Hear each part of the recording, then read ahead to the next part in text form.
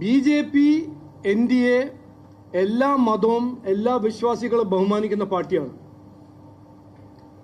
പക്ഷെ രാജ്യത്തിന്റെ എതിരെ പ്രവർത്തിച്ച ആരാണെങ്കിലും ഒരു പേടിയില്ലാണ്ട് അവരെ എതിർക്കുന്ന ഒരു പാർട്ടിയാണ്.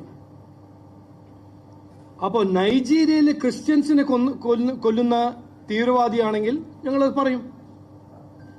ഈ പിണറായി വിജയൻ പോലെയും പ്രിയങ്ക ഗാന്ധി വാഡ്ര പോലെ Gaza Gaza Gaza Iran Iran Iran മാത്രം പറഞ്ഞു നടക്കുന്ന പൊളിറ്റിക്കൽ പാർട്ടിയാണോ ജനങ്ങളുടെ ആവശ്യമെന്ന്?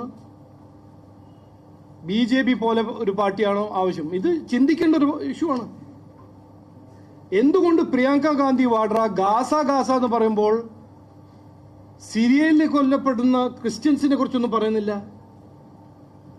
നൈജീരിയയിൽ 100,000 പേര് ക്രിസ്ത്യൻസിനെ കൊന്നു, ഇസ്ലാമിക് ടെററിസ്റ്റ്, അതിനെക്കുറിച്ച് ഒരു വാക്ക് പറയുന്നില്ല.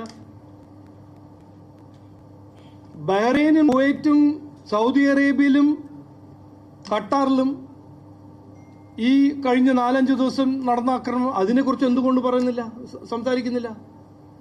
അപ്പോൾ ഞാൻ ഒരു പൊളിറ്റിക്കൽ പോയിന്റ് അല്ല സ്കോർ ചെയ്യാൻ ആഗ്രഹിക്കുന്നത്.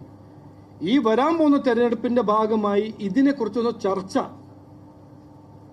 ജനങ്ങൾ ചെയ്യണം എന്നാണ് ഞങ്ങളൊരു അഭ്യർത്ഥന.